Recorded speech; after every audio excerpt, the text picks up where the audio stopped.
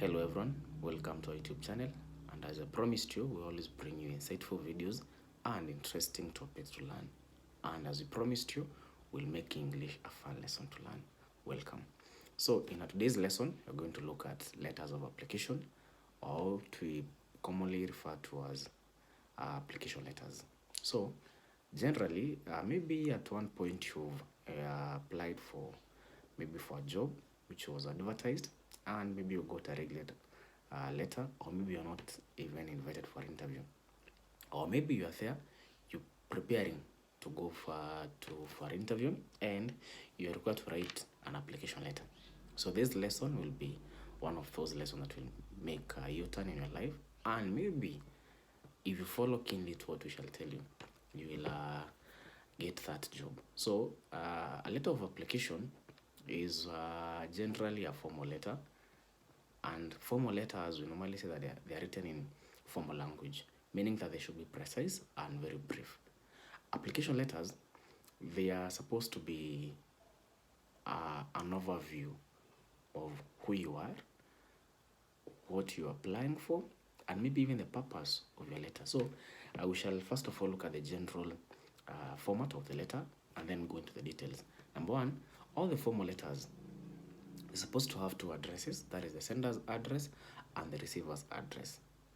Then number two, you're supposed to have salutation, then your regards, which you normally write as RE. Then you have the body, which we shall say that the body should have 3 paragraphs and a maximum of 4. And then you have the signatory, that is the ending. So in the sender's address, is you, the person who is writing the letter. Number one is that in the sender's address, you're not supposed to write your name. Don't write your personal name in a sender's address. Reason being, there is no address, there is no person who has a personal address. So in the sender's address, what you're supposed to do is write a physical address. For example, you can use a church, you can use a mosque, you can use maybe your residence, you can use maybe your church, or maybe a school. So for example, you assume you're living maybe in a you're supposed to using your high school address. So write the name of your school, PO box, write the box, then the code. Then next is the town. After the town, maybe Nairobi, Kisumu, Eldoret, etc. Leave a line, then write the date.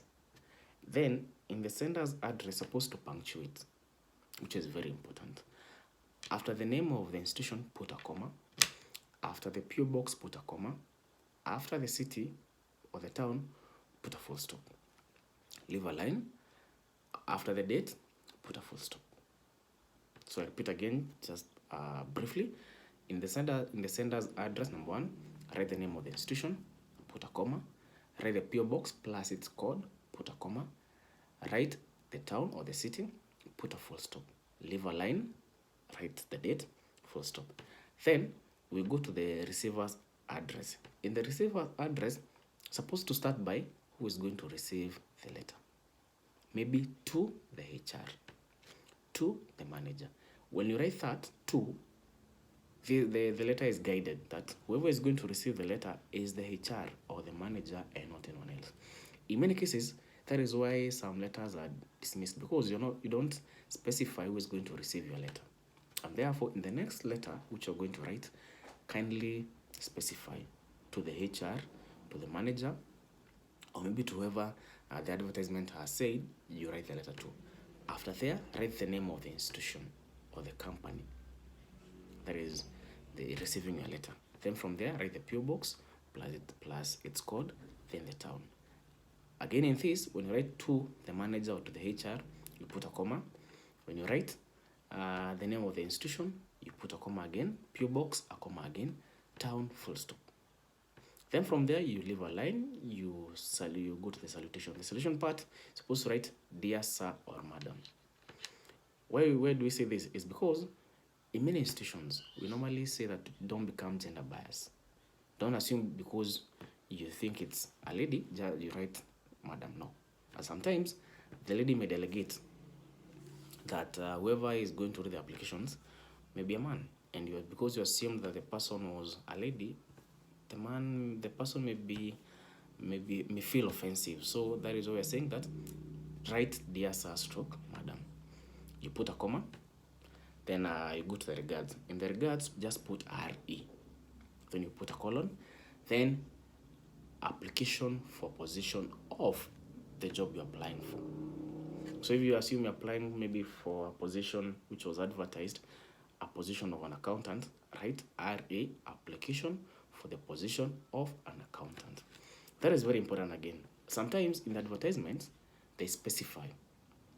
They tell you that you quote the job position or the job description. If not so, you quote it in your RA on your regards. Then from there, we go to the body. As I said previously, the body should be a maximum of 4 paragraphs. I'll guide you on how the bodies should flow and why when we're saying that we should have the paragraphs in different sections. Number 1, the first paragraph should be your introduction. A brief introduction.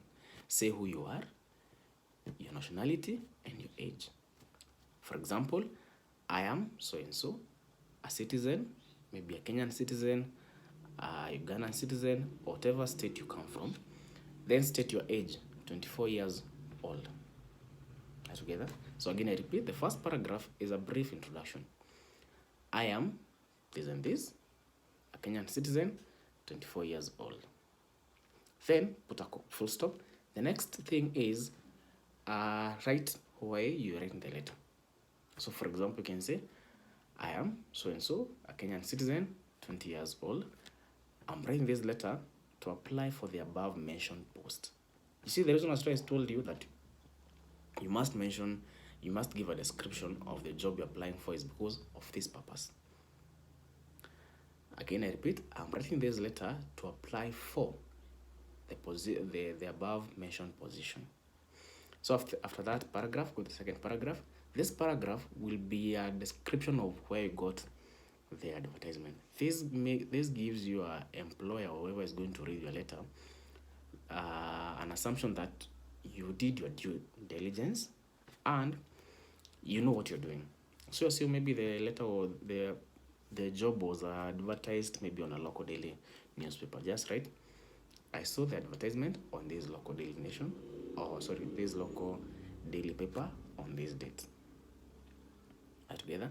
Then in the same paragraph, write something that will make you the person reading the letter interested in you. Mention a few skills. Don't go into details. Just mention a few skills. And then in the last paragraph now, tell them that you are available for an interview at their time of convenience. Are together? I repeat again, in the previous paragraph, we said we give them a brief description of yourself. Just say that you are self-motivated, you can work with less supervision or no supervision, minimum supervision, that is. Then, in the other paragraph, you said, just write to them that you'll be grateful for an interview, which they can call you at their convenience. Then lastly, finish up by the signing off.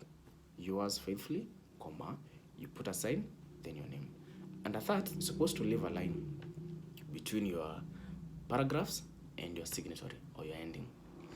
Lastly is, how do we organize all those sections? Number 1 is, we have two types of formats. We can have a block format or we can have the two-sided format.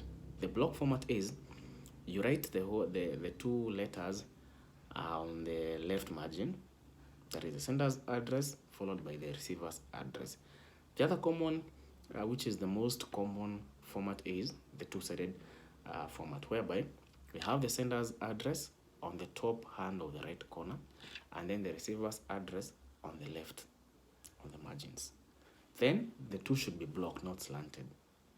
From there, the signing off, you should leave a line and then put it on the left. I hope that once you do that, I guarantee you, you will be considered, and I wish you the best in your interviews. In our next video, we shall do a brief view of how to write a CV, or what you normally refer to as a curriculum vitae, which is an accompaniment of a letter of application. And in the CV, I'll explain to you why we say that in paragraph 2 or paragraph 3, don't write too much about yourself. It's because the CV will contain what you didn't mention. And again, in paragraph 2, you can even say that my testimonials and documents are attached in the enclosed CV.